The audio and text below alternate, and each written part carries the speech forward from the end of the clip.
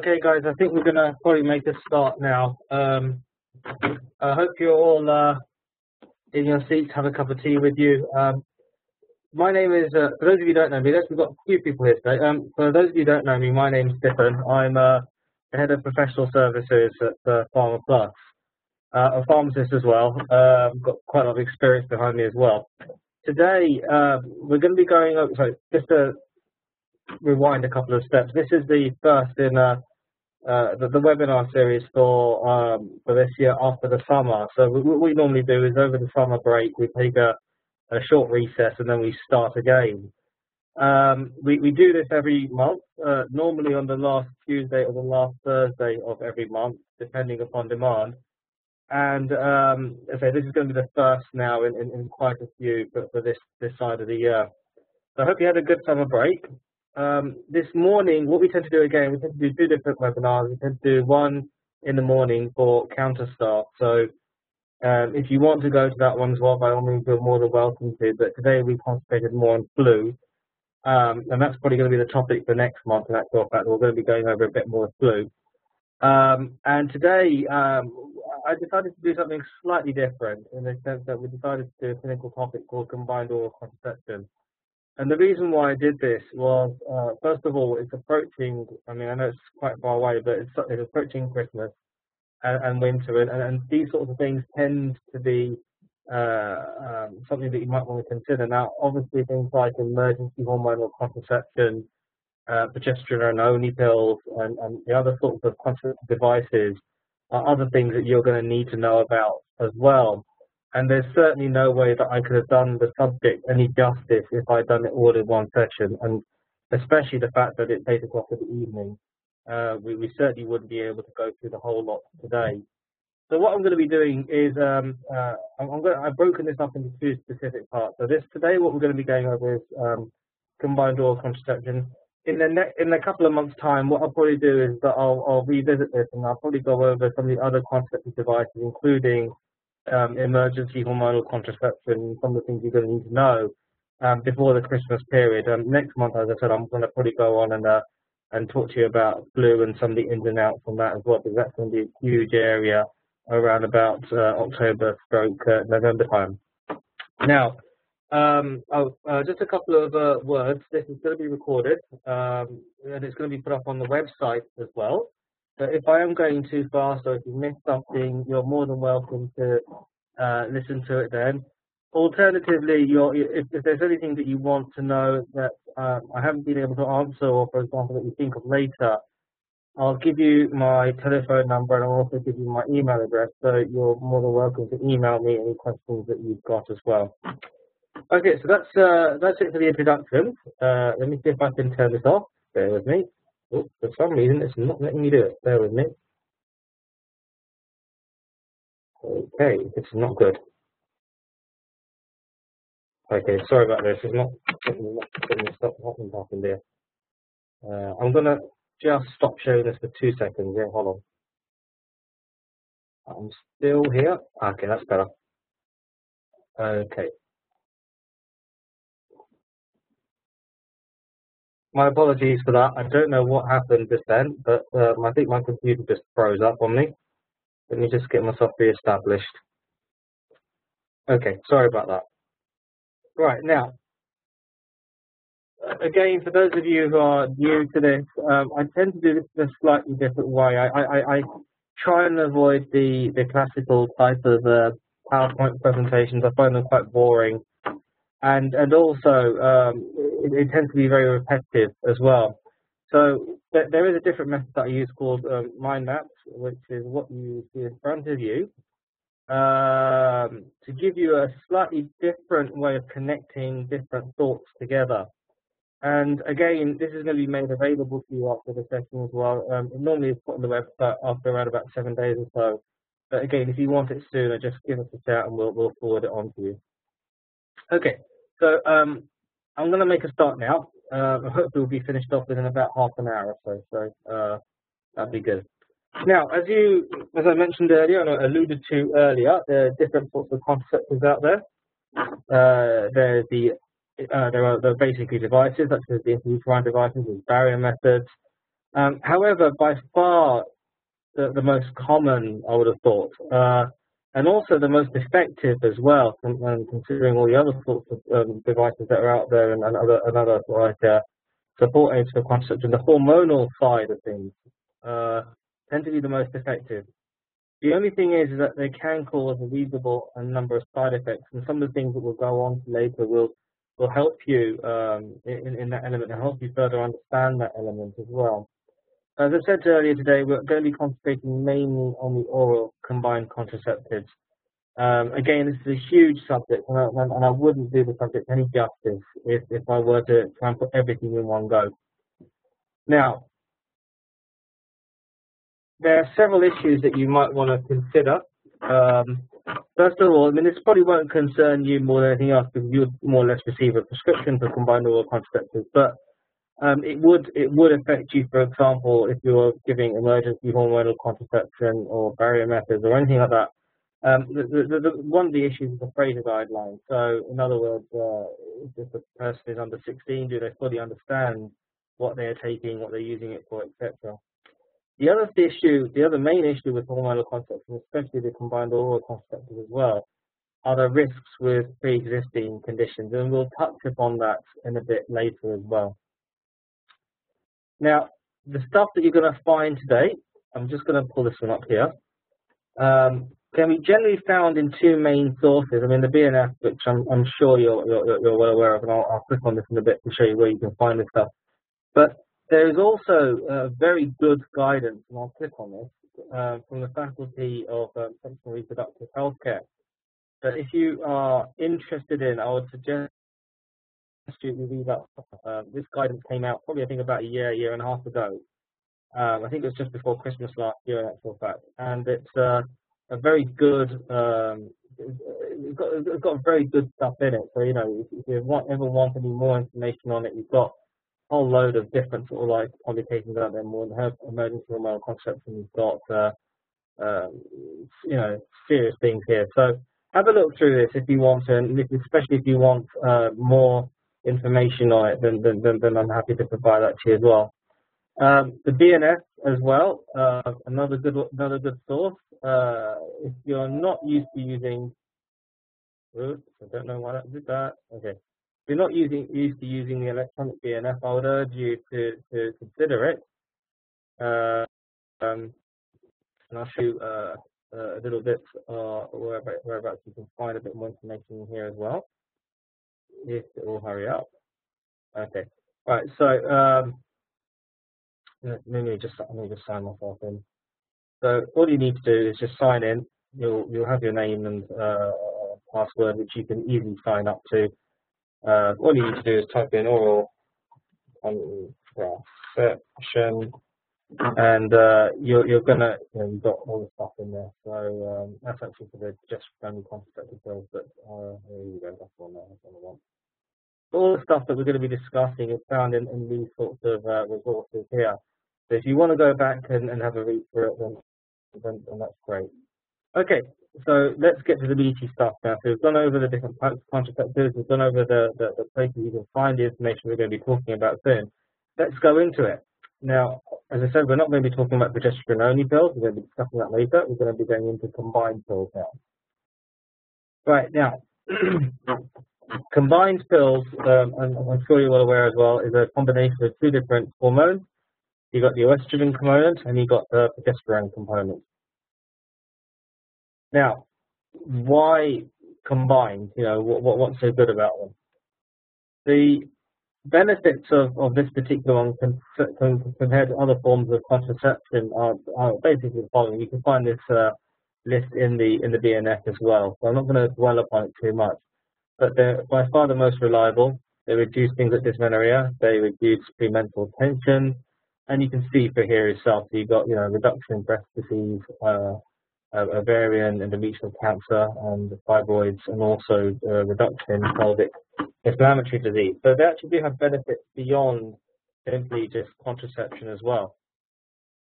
And if this isn't complicated enough, there's different types of combined oral contraception. Sorry. Sorry, I'm getting a note here that somebody can't hear me. Can you hear me now? That's good. Okay. I'll try and bring it a little bit closer. Sorry. I'll speak a bit louder as well. Okay. So there's different types of sorry, I've lost my place now. There's different types of so there's again the different benefits as we just talked about. There's also, to make things even more complicated, there's different types of combined oral contraception as well. There's monophasic and there's the phasic component, or phasic oral contraceptives.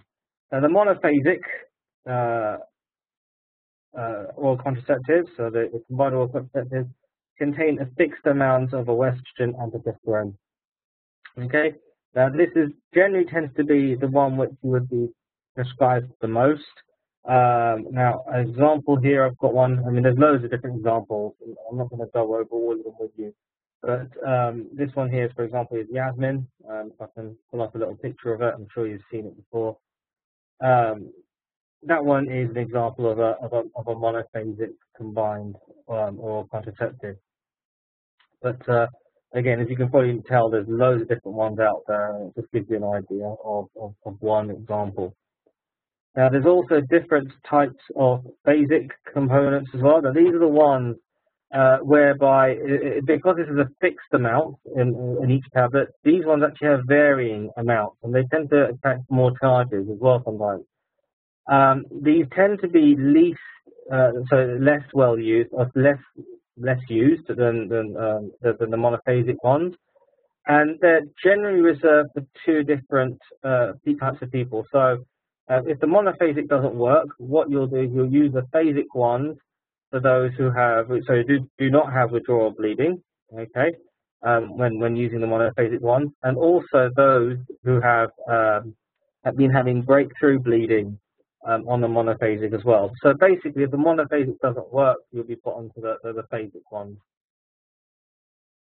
So that gives you an idea of the different types of oral contraceptives and the different subclasses of oral contraceptives or combined oral contraceptives that you can use. Now, choice.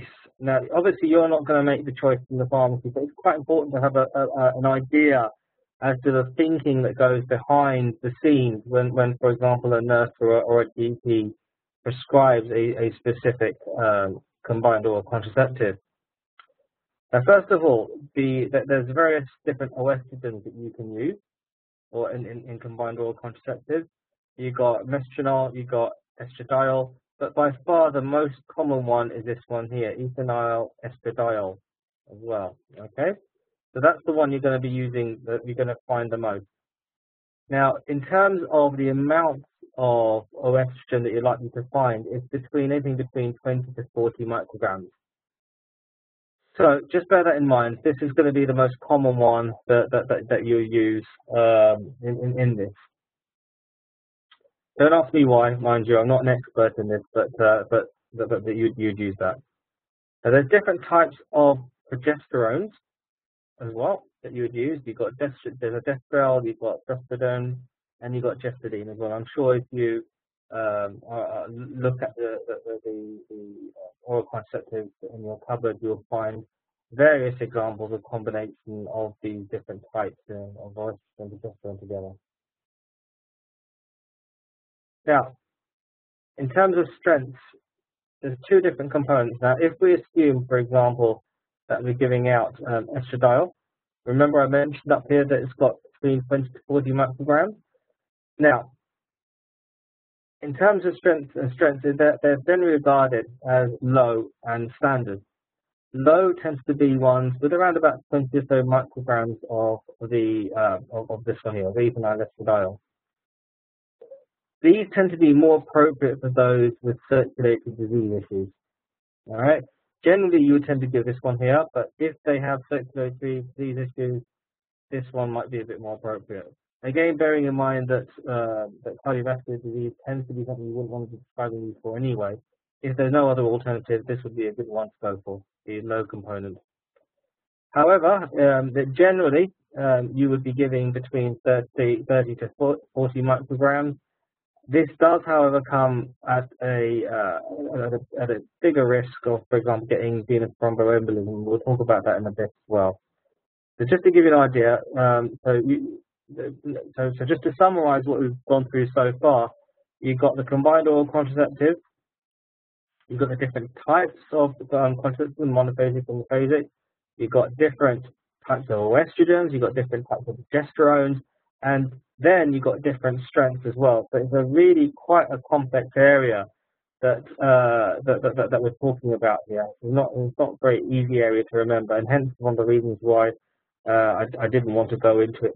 I didn't want to sort of like spend too long on other things at the same time and give you a bit of chance to absorb everything that we're talking about now.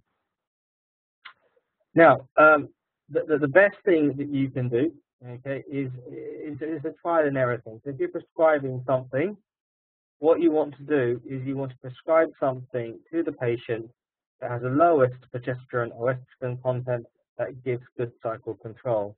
Now, a lot of the time, what will happen is that is a lot of time area that the woman will go back to GP saying this doesn't work, that doesn't work, what's giving you breakthrough bleeding, etc.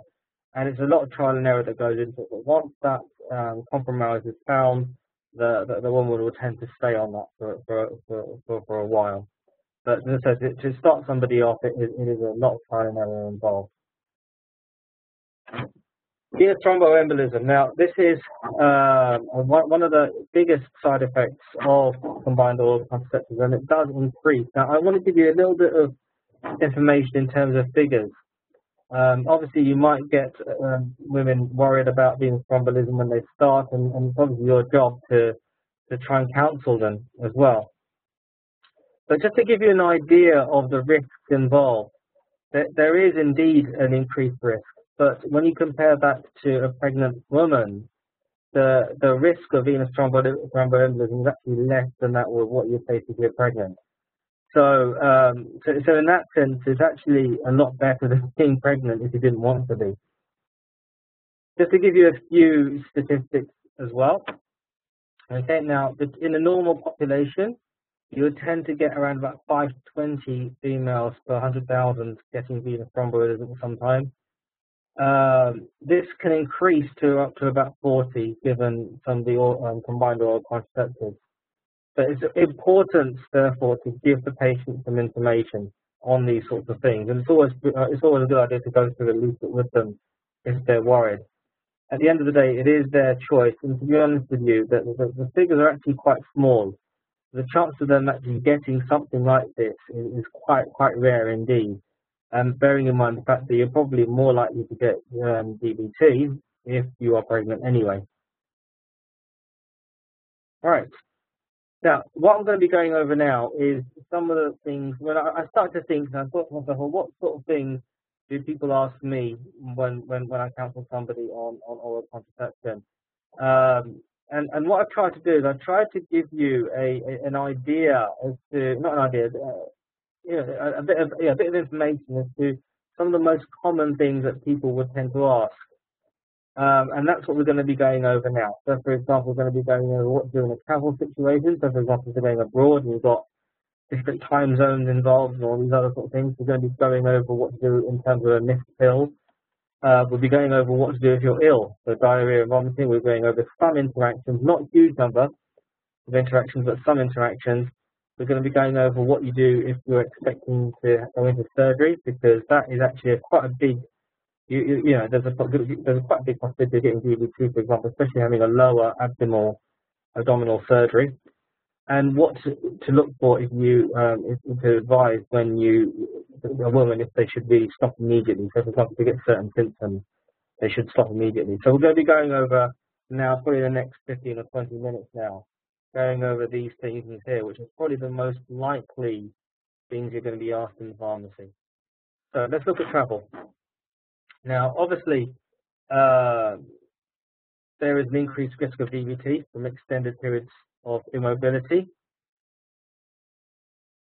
Now, the sort of thing that you would tend to advise is, if a flight is generally over 3 hours, then there is an increased risk. the best thing you can really do is advise on things like exercise, move your feet, and also the use of graduated hosiery as well, just to help to pump the blood around. Now, I put this pill and travel together because obviously if you're going to be going into different time zones, then this is something that will actually also affect as well. And I'm gonna quickly open this up now, and you'll see what I mean. So, if a lady comes into you, into your pharmacy, and asks, and basically says, "Look, I've missed my pill," what do you ask? What do you ask them, and what do you advise them as well? Now, there is a critical period of time for protection. Now, if your loss of protection occurs at the beginning of the cycle or the end of the cycle, if you forget to take a pill during that time, there's an increased chance of you becoming pregnant, a much greater chance, I should say. There's around the beginning or around the end. If you miss a pill during that time, then you could potentially be in trouble. In terms of advice, what you'd want to say to them is this. Now, okay, here. It's the 24. I call the 24-hour rule. And it'll sort of like give you an idea as to what you should advise them.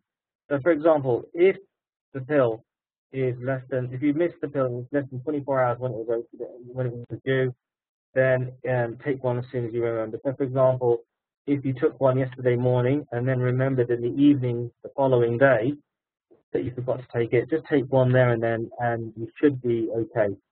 All right. If, however, in this situation, your missed pill is more than 24 hours late, what you do is you take it as soon as you remember, even if that means taking 2 tablets. So if I forget to take one now, well, not me, but if a woman forgets to take it now, so if they took it yesterday, and they forget to take it today, and they remember tomorrow, the following morning, then obviously they need to take the 2 together. If 2 or more are missed, especially from the first 7 days, then protection is not complete. So you would need to advise them on different protection methods. Okay, so in other words, the other thing you need to advise them is you take the active pill as soon as possible. In other words, you take the 2 together. You resume the pill taking, and what you do also is you advise them to start taking the next packet if this runs over by missing the pill-free period, the pill-free period as well. So normally, if you're on a 21-day cycle or anything like that, you miss the 7 placebo tablets out or the 7-day period in between, and just tell them to carry on taking it as normal. I hope that's all that helps in that. So it's a 24-hour rule that I call it. If it's less than 24 hours, you should be fine. If it's more than 24 hours, then there's a possibility that the protection is not complete, and you really ought to be using other methods for at least the next 7 days. So hopefully that has explained that bit there, and that is something that I've been asked quite a few times as well. Now let's talk about illnesses. All right. Diarrhea and vomiting. Now, why is that a huge concern? And the answer to that is quite simple. If you take a pill, if you're going to throw it up, you're obviously going to throw up the pill at the same time. That's the vomiting part of it. If you've got diarrhea, it could go straight through you and not be absorbed into the body through the gastrointestinal tract. So hence, this bit here, it's actually quite important that you know what to do. If a woman comes into you on an oral contraceptive and she's got diarrhea or vomiting, what do you do? Generally, it's not actually a problem. I'll go over it. Right? Generally, if it's less than 24 hours, it's not a problem. Now, if it's within, say, for example, 2 hours of taking the tablet, if you're vomiting, then you need to take another one immediately. This is very much like the emergency hormonal contraception advice that you would give. There is a real risk, for example, that you're going to throw up the tablet, and that's the reason why you would want to carry on taking the tablet or the second one very, very quickly. In terms of diarrhea, you've got a little bit more flexibility as well. Generally, a mild bout is not going to be a huge problem, but if it lasts for more than 24 hours, then you could end up with an issue. And remember I told you about the 24-hour rule earlier on with the missed pill? Same principle. That's the reason why. Okay, the 24-hour rule. Additional precautions again for the next 7 days. All right. So that's what you do in those two instances. If that hasn't happened, for example, it was 5 hours or so since they vomited and then they took the pill, you should be fine. If it was, say, just during the day when they've had diarrhea, it should be okay. But if it's more than 24 hours, it could cause a problem. So that's about the diarrhea part of it and the vomiting. Now let's go into the interactions. The only real major issue, a major problem with oral contraceptives is with something called the hepatic inducers, the cytochrome P450, those sorts of things. Those drugs which would stimulate the liver to break down these hormones. Now, there are several things you need to bear in mind. Now, this is particularly a concern for HIV patients. Not only, obviously, for HIV patients, be using additional precautions as well, but it could cause contraceptive failure as well, the medication that they're on. So this particular interaction is something that you would want to look at. I mean, it's very rare that you're going to get somebody on retrovirals in the pharmacy like this anyway, but it's just something for you to bear in mind. If this is the case, if they are on this, then you may want to suggest possible conversions to other forms of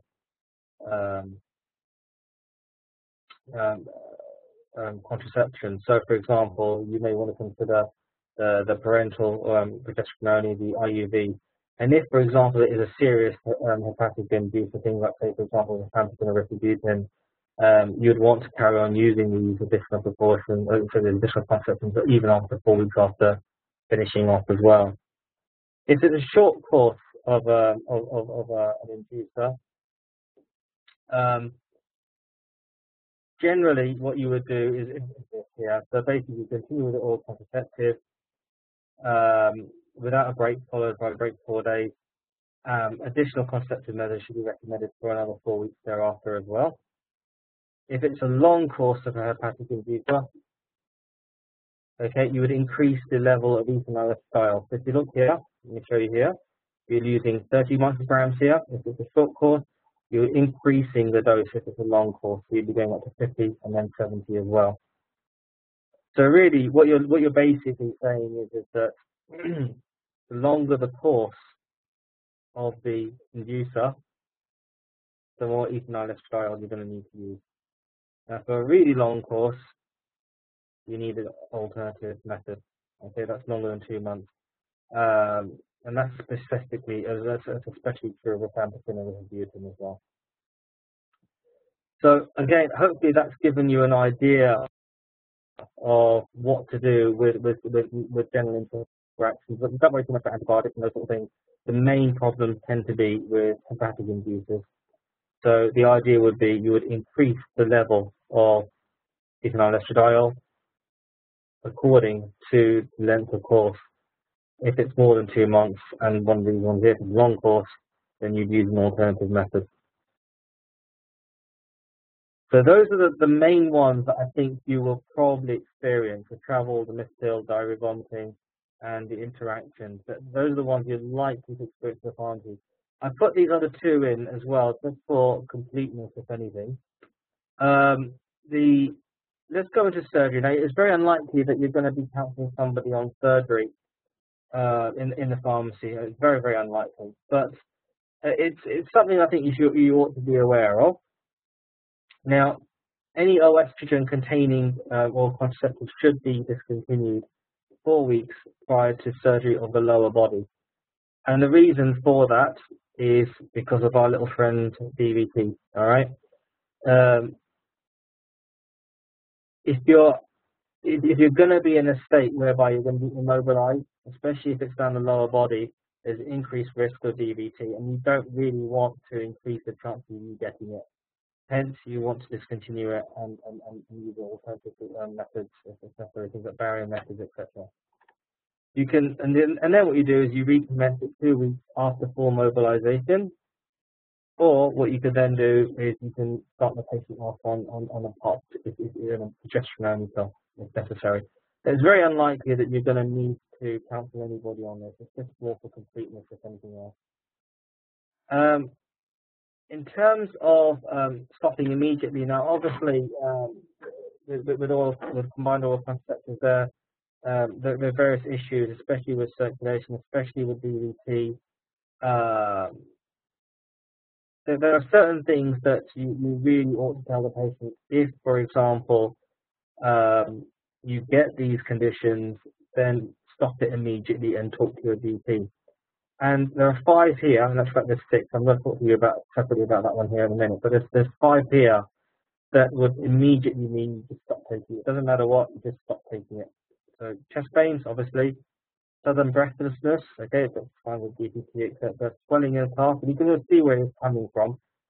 Sudden or unexplained stomach pain.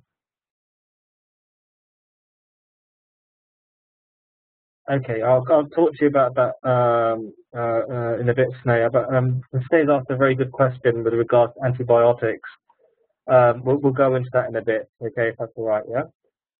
Jaundice, hepatitis, and extended periods of immobility. So we've already talked about the surgery. If you're going to be immobile for a long period of time, you're going to increase again a risk of DVT. So as you can probably see, there's quite a bit here that I've talked about. I've seen that there's quite a few other people who've joined us as well in the meantime. You're likely, as I say, to find these 5 things.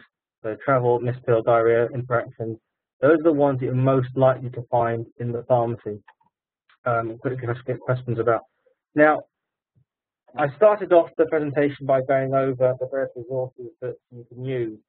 I'm going to, for the benefit of the people who've just joined us as well, quickly go over this again. There are 2 main sources. There's the clinical guidance produced by the Faculty of Sexual and Reproductive Healthcare. It's a very good guidance there as well.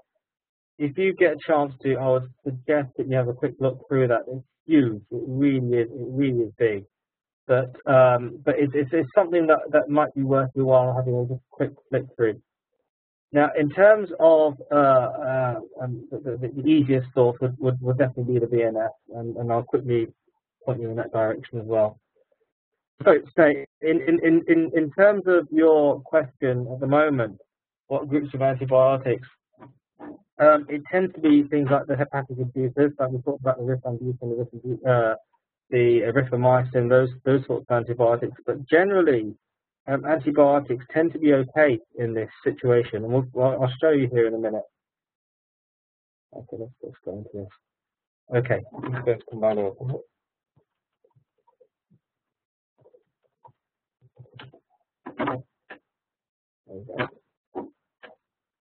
Okay, definitely worthwhile having a read through this. Okay, now I didn't go into this on purpose with a view to giving you a list of all those monophasic phasic type preparations, and you can read that for yourself. You know, you've got it all in here. In terms of let's see, right? Oh, here you go. Bear with me. Can't find it. Okay, now I wanted to go over something really, but I can't seem to find it in here. So everything that we've gone over is listed here. So, for example, the immobilization issue, things like, for example, obesity, that's a good one as well. Body mass index of 30 milligrams per microgram, so 30 kilograms per meter squared, avoid if the body mass index is too high, presumably because of the thromboembolism issue. But if you have a chance to read through it, it's only a little bit of information there, but have a read through this because it's something that will do you the world of good as well. Now, I've been yapping on now for about a good 45 minutes or so, but is there any other questions that you want to ask me? So I know you've asked me about the oral contraceptives, so the antibiotic issues as well. Generally, they tend to be okay. They're not going to be a huge issue, but I'll show you here. The main one, as I said, is going to be the liver enzyme inducers, which is this one here. The main antibiotics are going to be rifampicin and rifampicin here as well. Those are the main ones you really need to think about. Very little else. And there you go. You've got the HIV specialist one there as well. Okay. And to answer your question, particularly antibacterials that do not induce liver enzymes, the latest recommendations are that additional contraceptive precautions are required when combined oral contraceptives use antibacterials that do not induce liver enzymes. So the majority of these are certainly fine, to be honest with you. So it is currently recommended that no additional contraceptive precautions are required when contraceptive patches or vaginal rings are used with antibacterials that do not induce liver enzymes. There have been concerns with some of the bacteria. So basically, really, what unless it induces the liver enzymes, don't worry about it. Okay. Are there any other questions that you want to ask?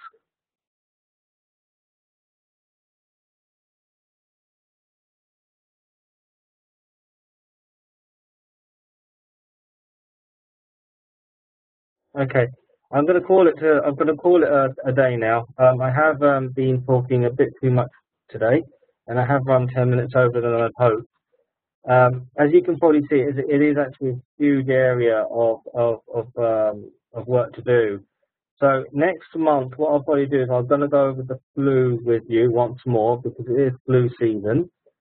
The following month after that, I'll probably go over the remaining parts of the contraception with you, especially the emergency hormonal contraception, which is something you're likely to experience over the Christmas period, and I'd like you to prepare you for that as well. A copy of this webinar is going to be on the website probably within a week or so. If you want the mind map, what I would suggest is it will be on the website as well. But if you want a copy of this, email me. Okay, my address is at pharma+ltd.co.uk, and the telephone number is 02088633335. If you just email me, I'll make sure I get you a copy of this. I'll send it off first thing tomorrow morning. Okay, so I hope you enjoyed this. As I said, I have talked a bit too much, and I have gone over this very quickly, but hopefully it's given you a little bit more confidence to talk to people on combined oral contraception. Just a couple of things. No problems today. Thank you very much as well. A couple of other things you really ought to be aware of as well. We've also taken on board from the feedback that we've got as well. We are holding effectively what it is a business evening training session next month. We're getting Harpreet from the PSNC, who's the head of pricing down there, to talk to us about endorsements, about how to maximize the most out of your prescription. It's something that I think everybody would benefit from, and I would certainly suggest that if you can make it, come along to that.